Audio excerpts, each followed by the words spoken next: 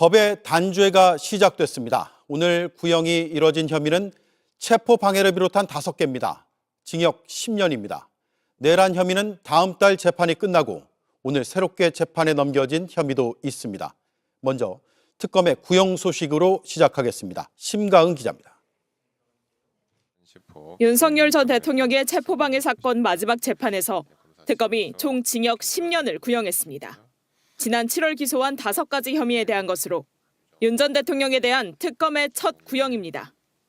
먼저 공수처 체포영장 집행을 방해한 건 전례 없는 공무집행방해라며 가장 무거운 징역 5년을 내려달라고 요청했습니다. 국무위원회 심의 의결 권한을 침해하고 경호처의 비화폰 기록 삭제를 지시한 점, 외신에 허위 공보를 하도록 한 혐의에 대해선 징역 3년을 구형했습니다. 계엄 선포문을 사후에 만들고 삭제한 데 대해선 징역 2년을 내려야 한다고 판단했습니다. 특검은 범죄의 중대성을 강조했습니다. 국민이 부여한 권한을 아전인수격으로 남용하여 이 사건 범행을 저지름으로써 대한민국의 법 질서가 심각하게 훼손되고 피고인을 신임하여 대통령으로 선출하였던 국민들은 큰 상처를 입었습니다. 그런데도 전혀 반성 없이 처벌을 피하려고만 한다며 죄질이 불량하다고 꼬집었습니다. 교묘한 법기술을 내세워 사건의 본질을 흐리고 형사처벌을 면해보려는 시도만 하고 있습니다. 오늘 법정엔 윤 전 대통령 측이 신청한 이상민 전 행안부 장관과 최상목 전 경제부 총리, 조태열 전 외교부 장관 등 증인 3명이 모두 나오지 않았습니다. 변호인들은 증인을 다시 불러야 한다며 기일을 잡아야 한다고 요구했지만 재판부는 불출석할 경우 재판을 마치기로 이미 결정했다며 받아들이지 않았습니다. 내란 특검이 오늘 윤석열의 체포방해 혐의 등에 대해서 징역 10년을 구형했는데 소개를 좀 부탁드리겠습니다. 네, 백대현 부장판사가 오늘 재판에서요 구형이 나왔는데 그 체포방해가 5년. 요거는 검사가 구형을 한 거죠. 국무위원 권한 침해, 비화폰 기록 삭제. 잠깐만요. 그러니까 체포방해는 다 아실 테고 네. 국무위원 같은 경우에는 이제 그 계엄 선포 전에 네. 국무회의를 여는데 그때 자기 입맛에 맞는 8명만 불렀어. 맞습니다. 그래서 9명이 표결권 침해를 당했다라는 겁니다. 그다음에 비화폰 기록 삭제. 네, 여인형 비화폰 삭제하라고 네. 지시했던 거. 그다음에 외신의 허위 공보를 했죠. 맞습니다. 계엄제 실패하고 이 계엄 정당했다라는 걸 쫙 네, 돌렸죠. 요거 합쳐서 3년. 네. 그리고 사후 계엄 선포문. 네. 요거 2년. 요거는 이제 그 한덕수가 사후에 계엄 선포문 작성해가지고 부서까지 했던 그랬죠. 거. 네, 네. 그거 관련한 겁니다. 그래서 5년, 총 3년, 10년. 2년 해갖고 10년을 구형을 했습니다. 네. 자, 이것과 관련해서 우리 검사님은 어떻게 보셨는지 좀 궁금합니다. 좀 세게 맞은 건지 아니면 적당한 건지. 사실은 저희가 그 검사들 구형할 때 이렇게 그 행위별로 나눠서 구형하진 않거든요. 합쳐서 구형을 하지. 그러니까 이게 최대형의 2분의 1까지 가중한다 경합범 같은 경우에는. 그래서 특검이 지금 굉장히 양형의 이번 구형에 대해서 상세하게 보도자를 냈더라고요. 근데 최대 11년 3개월까지 구형이 가능하다. 이 사건은. 그런데 행위별로 이렇게 나눠서 최대한 그 양형 구간보다는 더 높게 구형을 했다. 이렇게 설명을 했고 실제로도 그렇습니다. 그래서 윤석열에 대해서 지금 16일 날 이 백대현 부장판사가 그 선고를 할 텐데 네. 그게 윤석열 구속 기간 전에 선고하는 거잖아요. 네. 그 구속 만기 전에 네. 이 사건에 대해서 반드시 실형을 중하게 선고하도록 하겠다 의지의 표현이고 이 구형은 원래 통상적인 것보다는 물론 내란의 체포영장을 방해한 것은 중대하지만 그럼에도 불구하고 좀 중하게 구형을 한 것으로 저는 보여집니다. 그렇습니까? 근데 저는 이제 뭐 법적으로는 나는 잘 모르니까 체포방해 혐의 같은 경우에는 체포영장이 나왔는데 정말 무시무시하게 내전을 생각할 정도로 방해를 했단 말이에요. 맞아요. 그거를 생각하면 이거는 진짜 엄청난 범죄 같이 느껴졌거든 나는. 그래서 그냥 성에는 안 차더라고 5년 구형이. 5년 구형이. 네. 체포방해 관련해서는 5년 구형했거든요. 그게 그게 좀 안 차더라고. 그게 아마 특수공무집행 방해인데요. 그러니까 일반 공무집행 방해의 2분의 1까지 가중하도록 되어 있어요. 그러니까 최대로 구형하더라도 7년 6개월까지 구형이 가능한 거예요. 7년 6개월. 이 특수공무집행 방해에 대해서는. 그런데 이것을 양형 기준, 양형 구간, 그러니까 대법원 양형위원회에서 정한 구간에 비춰보면 한 4년까지 나오는 거예요. 거잖아요. 그러니까 우리 대법원의 양형이 굉장히 하향 평준화되어 있습니다. 아, 그렇습니까? 사실상. 그래서 그럼에도 불구하고 5년을 구형했다. 특검 입장에서는 중하에 구형했다고 하는데 국민 법감정에 하면 이게 사실상 내전에 내전에 가까워. 가까운 그렇죠. 방해 행위였기 때문에 와. 사실은 더 중하게 구형한 7년 6개월 아주 가장 최고형 구형하는 게 맞죠. 네, 알겠습니다. 자, 그리고 요거는 좀 아주 굵직한 뉴스는 아닌데 개인적으로 너무 좀 힘 빠지는 보도라서 우리 의원님한테 잠깐 좀 일러주고 일러준 걸로 만족하려고요. 네. 와, 난 이거 진짜 너무 힘 빠지더라고. 뭐냐? 2020년 7월에 정진웅 검사가 채널A 사건 관련해 가지고 한동훈 검사장 휴대전화하고 유심칩 압수수색을 합니다. 그렇죠. 근데 한동훈이가 그거를 거부해요. 거부했죠. 맞아요. 완강히 거부해. 그러다가 이제 몸싸움이 좀 있었던 것 같아요. 근데 거부한 한동훈이가 진짜 나쁜 거잖아. 그렇죠. 근데 한동훈이가 프레임 전환을 하기 위해서 독직 폭행으로 정진웅 검사를 고소를 합니다. 고소를 해요. 근데 대법원에서 무죄가 납니다. 그럼 이제 끝나거나 그러니까 끝나고 검사들은 고개 숙이고 기소했으니까 검사가 사과하고 석고대죄 해야 되잖아. 그럼에도 불구하고 이놈들은 반성하지 않습니다.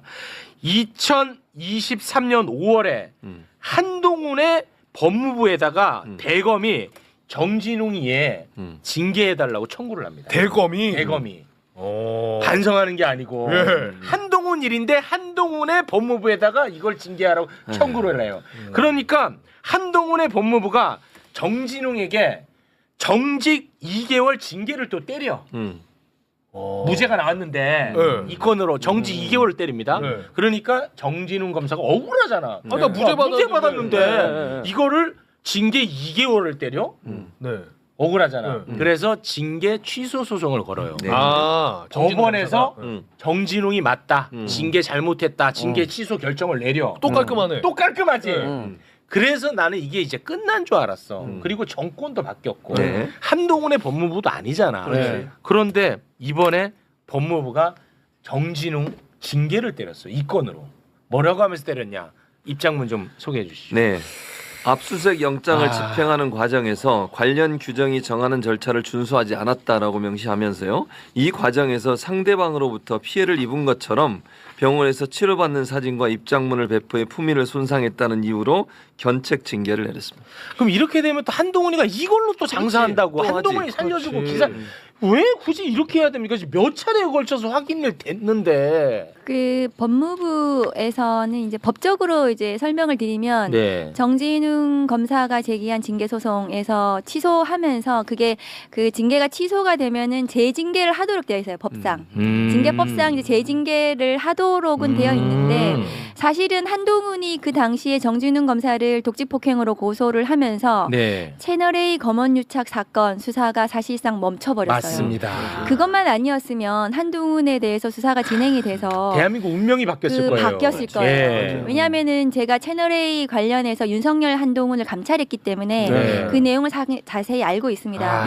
근데 그 한동훈이 정진웅 그 당시에 채널A 수사검사였죠. 네. 를 독직 폭행으로 고소하면서 마치 그 수사가 위법한 것처럼 그렇습니다. 만들어서 채널A 검언 유착 수사를 멈추게 하고 맞아요. 그리고 그리고 나서 그것이 무죄가 나더라도 그건 이미 끝난 거잖아요. 맞습니다. 근데 저는 이게 법무부에 대해서 조금 유감인 게 그런 의 언론 플레이, 그 고소 플레이 때문에 그 사건 수사가 멈췄고 정진웅은 사실은 피해자예요. 피해자입니다. 사실상. 네. 그러면은 징계도 취소가 됐고 무죄가 확정이 됐으면 재징계에서 이렇게 그 견책 처분할 필요가 있었는가? 이 한동훈이 엄청 장사할 겁니다. 맞습니다. 보나마나. 그럼 한동훈은 무슨 피해를 입었어요? 한동훈은 아무런 피해를 입은 것이 없고 그런데 그 본인이 고소한 그 독직폭행 무죄가 났는데도 본인이 그 반성도 안 해요.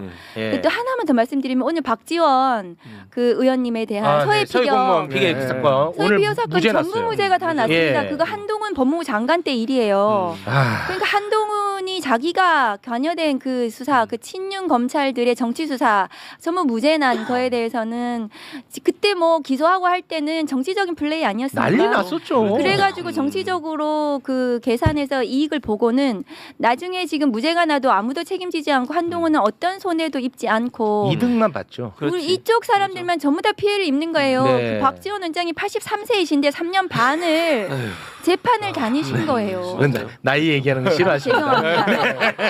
그래서 너무너무 그 정치적인 기소, 해서는 안 되는 정치적인 수사와 기소를 했고 정진웅 검사에 대해서도 마찬가지입니다. 그래서 이번에 이 그 속상해. 또 다른 징계를 또 이렇게 한 것은 전 좀 너무 가혹하다. 법무부 나 진짜 입장에서는. 너무 속상하더라고. 아니 지금 그렇습니다. 내가 아까 설명한 것만 해도 몇 차례에 걸쳐서 그렇지. 정진웅은 피해자라는 게 입증이 다 돼버렸거든요. 법원을 통해. 법을 통해서. 어. 근데 여기에 대해서 한동훈은 단 한 번도 사과를 안 합니다. 한 적이 없지. 그래가지고 그나마도 이게 이제 난 매듭이 지어졌나 했는데 또 정진웅 너는 그래도 잘못이야라고 해버리면 내가 지금 한동훈 페북이 안 들어가서 잘 모르겠습니다만 아직은 뭐 안 올렸어요. 이 장사할 가능성이 상당히 높지. 높습니다. 높죠. 징계 받았다고 하면서 자기는 잘못 없었다고 아. 그랬지. 자기는 그거 휴대전화 안 뺏기려고. 맞아요. 그리고 비밀번호 공개 안 하잖아요. 24자리. 아니 압수수색 당하면서 그렇게 하는 사람이 있습니까? 없습니다. 검사님 만약에 압수수색하는데? 한동훈이 내 거 압수수색 왔는데 내가 그렇게 했어봐. 나는 별건으로 들어갑니다. 가루가 되셨을 거예요. 가루가 됐을 거예요. 그러니까. 진짜. 근데 그 휴대폰 비밀번호 안 알려준 것도 이제 정당하다고 얘기하고 다닐 거 아니에요. 아유. 그러겠지 그렇게 하면. 근데 저는 몰랐는데 이 독직 폭행으로 프레임 바꾸고 나서 검언 유착 수사가 멈췄어요. 처음 알았네. 그 만약에 근데 그게 쭉 밀고 들어갔잖아. 그러면 윤석열, 한동훈 다 박살나고 그러니까요. 대한민국 운명이 바뀌었을 바뀌었지. 겁니다. 네, 굉장히 중요한 사건입니다. 근데 그 사건은 저는 그 사건이 이제 이동재 기자에 대해서 무죄가 났지만 사실상 그 한동훈, 이동재 등등에 대해서 제대로 된 수사가 진행이 되고 재판이 진행이 됐다면 저는 달랐을 거라고 생각을 하거든요. 네. 그런데 그 사건이 그 한동훈의 그 정진웅 고소로 인해서 수사가 제대로 진행되지 못했다.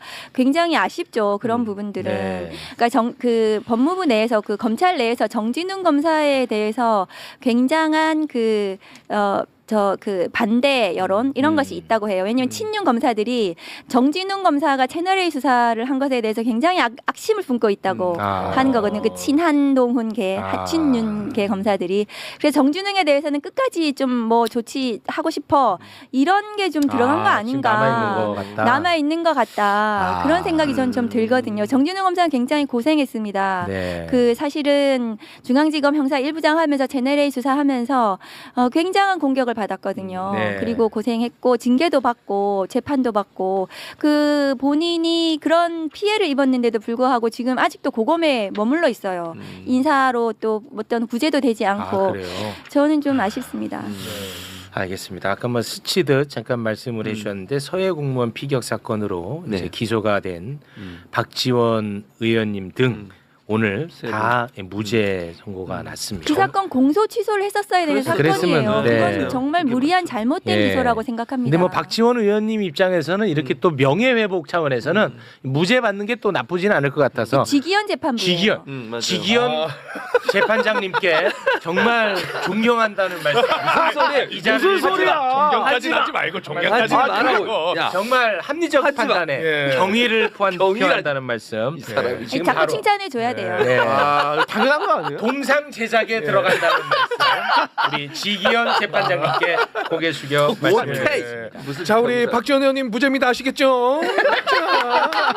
잘해. 너무 똑같아. 연습 많이 했나 봐. 똑같아 근데. 고맙습니다. 그러니까 지난 정부에다 공격하려고 수사를 한 거잖아요. 예. 맞습니다. 그 윤석열이가 시킨 거예요. 그 나왔어요. 맞아요. 윤석열이 맞아요. 시킨 거라고. 그 나왔어. 국정원에 고발 사주했다고 네. 그 국정원에서 그렇게 발표했어요. 발표했잖아요. 예. 그러니까 고발 사주한 거예요 윤석열이 직접. 맞습니다. 그게 그럼 발표했어요. 윤석열의 죄는 없습니까? 제일 많죠. 윤석열이 이 무죄날 사건, 당연히 무죄날 사건을 본인이 고발 사주한 거 이거는 네. 윤석열에 대해서 죄를 물어야 된다고 그렇습니다. 생각해요. 저는. 윤석열 당시 법무부 장관이었던 한동훈. 네. 한동훈이 맞나요 그때 법무부 장관? 당시에 한동훈 법무부 장관이었습니다. 네, 맞습니다. 자, 시간이 좀 많이 흘러서요. 네. 우리 의원님과는 요 얘기 좀 한번 해보겠습니다. 2차 종합특검. 사실 이런 얘기를 좀 깊이 있게 다뤄야 되는데 네. 김병기 건 때문에 조금 아쉽게 느껴집니다. 네. 2차 종합특검 민주당이 이제 발의했고 정청래 대표가 새 1호 법안으로 2차 종합특검 요걸로 간다라고 발표를 할 정도로 굉장히 중요하게 생각을 하고 있는데 여기에 대해서 조국 대표는 2차 종합특검보다는 검경 합동수사본부를 구성해야 된다라는 입장을 갖고 있는 것 같은데요. 요건 어떻게 봐야 됩니까? 저는 조국 대표하고 의견 좀 다르고요.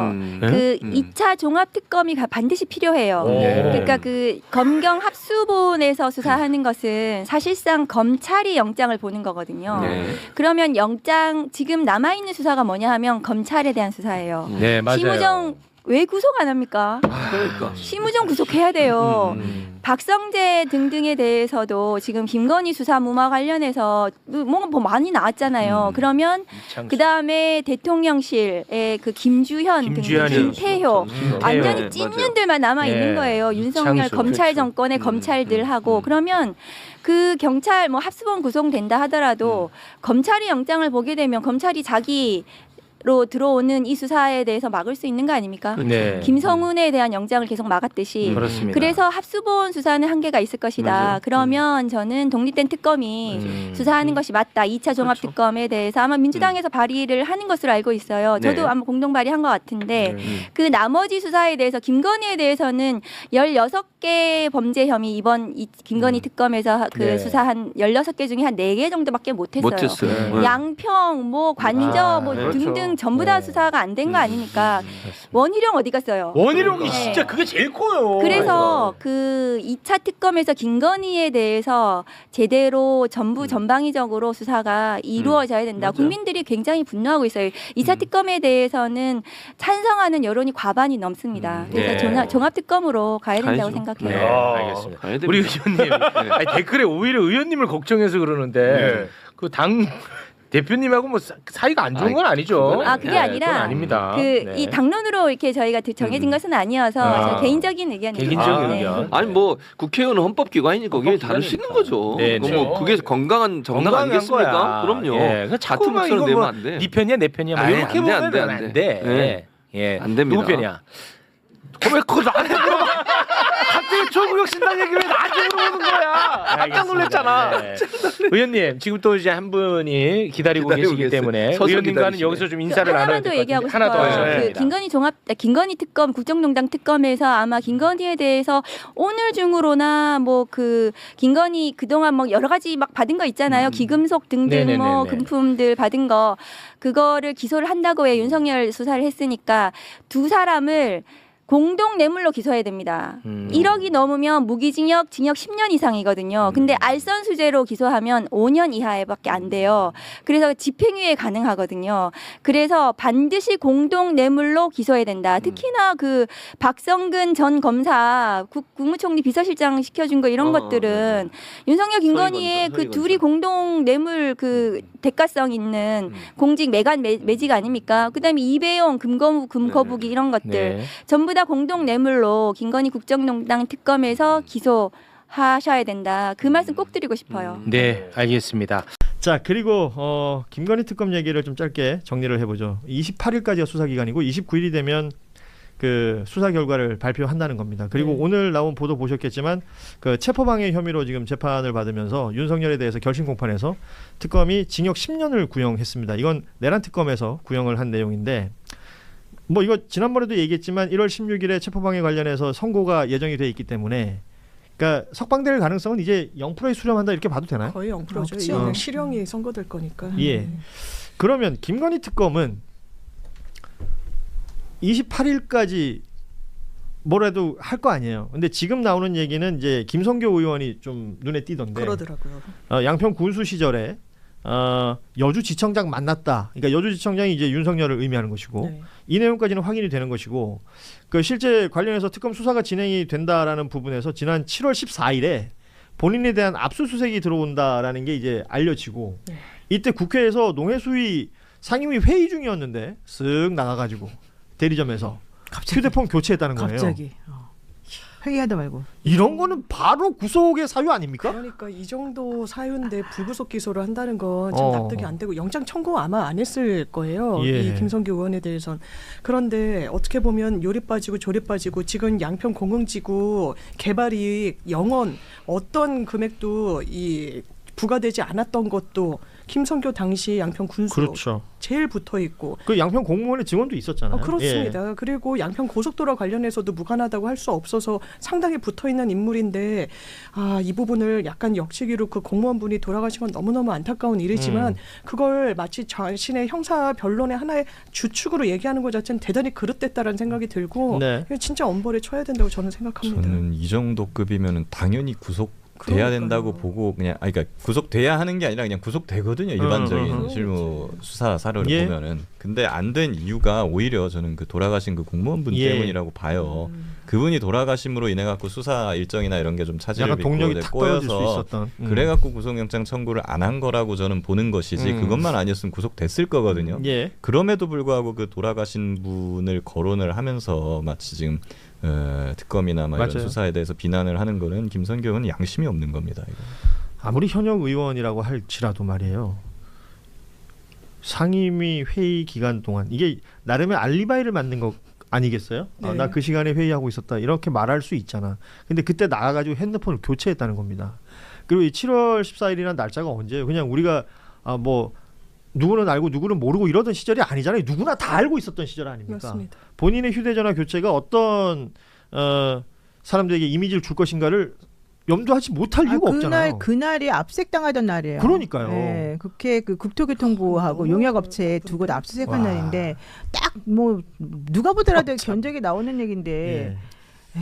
이 정도는 해당 재판부에서 직권 구속을 할 수도 진짜 있다고 그 저는 정도 생각해요. 그러게요. 이 정도 급이면. 이건 너무 악질이다라는 아니, 그리고 생각이 지금 들어요. 보니까 김성규 의원이 양평 군수로 일했을 때가 2013년도에 윤석열이 여주지청장으로 예. 있을 때인데 그때 둘이 식사를 하고 났대요. 음? 그리고 난 다음에 특검에서 확인한 거는 2014년도에 이 ESIND 네, 그 그렇죠. 가족회사 예, 가족하고 명함을 주고 받았다는 거예요. 그러니까 제가 봤을 때는 여주지청장으로 윤석열 씨가 있으면서 김성규 의원을 양평 군수로 같이 이제 만나서 밥을 먹고 우리 이러이러한 일이 처갓집에 있으니 네가 좀 만나고 이런 현안에 대해서 조금 도와줘라 예, 예. 라고 얘기를 그때부터 했을 것이고 그리고 난 다음에 얼마 안 있다가 이제 자기네들끼리 이제 모여가지고 그 매입 가격도 확인해주고 뭐도 해결해주고 하면서 이 김성규 군수를 그 당시에 이 양평과 관련된 이런 걸 해주는 아주 정말 핵심 인물로 썼잖아요. 예. 그리고 난 다음에 이 윤석열이라고 하는 사람이 나중에 자기가 잘 되면서 이 사람은 이제 뭐 다 이렇게 도와주고 그럴 수 결국 있죠. 의원까지 만들어 준 상황이 지금 다 흐름이 나오지 않습니까? 그러니까 보이고 김성규 의원이 선거운동 기간이었나요? 뭐 대통령이 뭐 장모 관련된 거 뭐 얘기해 줄 때 나한테 뭐 고마워했다 이런 얘기들을 공개적인 자리에서 한 바도 있었고. 예. 그러니까 이런 내용들이 다 정황이라는 게 있는데 어찌됐건 이 사람 구속이 안 된 상태에서 지금 이 상황까지 이어졌다라는 것이고 김관희 특검이 이제 막판 스퍼트라고 만약에 보자면 그러니까 뭐 빠르면 오늘 뭐 윤석열 김건희 부부 기소 내용들도 나오고 있고 그러니까 중요한 거는 이 내용 중에서는 그 양평 관련된 얘기는 지금 김성규 의원 얘기로 좀 우리가 네. 들었다면 그 매건 매직 관련된 거 있잖아요. 네. 뭐 이배용 뭐 저 그거, 김상진 전 그건 검사 지금 아직 못하고 뭐 또 있네요. 서희건설 사위 국무총리 비서실장 들어간 네. 거 이런 것들 다 따지자면 그러니까 청탁금지법하고 뇌물하고 이건 다른 거잖아요. 다르죠. 그러니까 어떤 식으로 이게 의율이 되는 게 맞습니까 이게? 저는 뇌물로 가야 예. 된다고 보고요. 그런데 그 윤석열 전 대통령도 본인이 법조인이잖아요. 그러니까 지금 특검이 기로에 서 있는 건 김건희를 뇌물로 엮을 것이냐 아니면 그냥 개인으로 해서 예. 알선수재로 기소할 것이냐의 그 기로에 서 있는데 윤석열이 어렵게 일단 이 특검에 와가지고 이배용 관련해서도 나 근거보게 받고 이런 거 전혀 몰랐고 이배용은 여러 군데서 추천이 들어와가지고 내가 할 만한 사람이라 그 자리에 보냈다. 뭐 서해건설 뭐 이런 부분도 다 그런 식으로 얘기를 하고 있다는 거예요. 왜냐하면 뇌물죄를 김건희한테 의율하기 위해서는 김건희 씨가 공무원이 아니다 아니니까. 보니까 윤석열 공무원과의 이 모종의 관계가 입증이 돼야 되는데 그걸 끊어내려고 엄청 애쓰려고 이렇게 나와가지고는 진술을 했더라고요. 그렇죠. 그걸 한번 정리해서 나왔었어요. 그러니까요. 보니까. 이게 예. 경제 공동체를 넘어서 완전히 정치 공동체고 정말 이 권력을 분점해가지고 사용했다는 게 여기저기서 드러나는데 저는 특검이 이 부분은 김건희 뇌물로 추가 기소해야 된다고 생각합니다. 아니 자연인 한 명 한 명 보면 모르겠지만 부부는 좀 특별하게 봐야 되는 거 아니에요? 아니 저는 그래서 오히려 지금 이 특검에서 이거를 막 빨리 기소하고 뭐 이렇게 하는 것보다는 어차피 이제 종합특검이 하기로 예. 만들어졌으니까 차라리 거기에서 이 윤석열과 김건희 간의 관계를 조금 더 명확하게 좀 밝혀낸 규정을 다음에 해서, 오히려 그때 기소하는 게 맞을 것 같아요. 지금 너무 시간도 얼마 없는데 자기네가 엉터리같이 기소를 하나 이상한 걸로 해놓잖아요. 그러면 나중에 윤석열하고 김건희 간의 관계를 아예 여기서 면죄부를 주는 거랑 똑같아요. 그러니까 아예 그렇게 하지 말고 여기서 그냥 지금 욕심 부리지 말고 차라리 김건희하고 윤석열 간의 관계가 아까 말한 것처럼 아니 최순실하고 박근혜도 경제 공동체를 막 묶어냈던 사람들인데 김건희하고 윤석열이 그 부분인데 그거를 못 하겠습니까? 그러니까 현실적으로 차라리 그쪽에다 집중을 해가지고 둘 간의 관계가 아무리 둘이 부인한다 하더라도 관계가 엄청나다라고 하는 거는 얼마든지 좀 있으면 나타나거든요. 예. 저는 그래서 그쪽으로 가는 게 맞다고 지금 봐요. 김규현 변호사 것 어떻게 봐요? 같아요. 이 의혹 제기는 심증으로 가능하지만 공소 제기는 물증으로 해야 되는 거거든요. 아, 그렇지. 그렇기 때문에 좋은 말이다. 이게 특검이 잠깐만 이거 많이 좀 적을게요. 나는 외울게요. 의혹 제기는 심증으로 가능하지만 심증. 공소 제기는 공소제기는 물증으로 한다. 요거 투표에 약간 영향이 있겠어. 많이 주면 안 되는데. 내가 보기에는 지금 이 진행자가 계속해서 뭔가 시그널을 주네. 되게 평가적이다. 아까부터 처음부터 그치? 처음 시작할 때부터 갑자기 뭐 이 사람이 뭐 훌륭하다는 등 뭐 한 표 차이라는 등 갑자기 부상했다는 등 막 왜 그러는 거야 도대체? 너하고 고현준 진행자는 아무런 무슨 대가 뭐가 관계와 있는 직무 것 같은데. 관련성이 없습니다. 아니야, 내가 봤을 때 뭐가 있어요. 짬뽕 한 그릇 같이 먹었습니다. 이거 봐. 우리는 그거 역시 하나도 안 먹었거든. 밝혀냈네. 심증이 물증으로 봐봐. 믿어지네. 이게 내가 지금 밝혀내는 능력이야. 야, 대단하다. 이런 거야, 이런 거. 이게 물증이거든. 공소는 짬뽕. 이런 걸로 제기해야 돼. 약간 특검이 머뭇머뭇 거리는 것처럼 보이는 것도 뭐 그런 물증과 관련된 부분이 없지 않아 있지 않나. 하여튼 그렇습니다. 말씀하신 것처럼 종합특검으로 이어진다.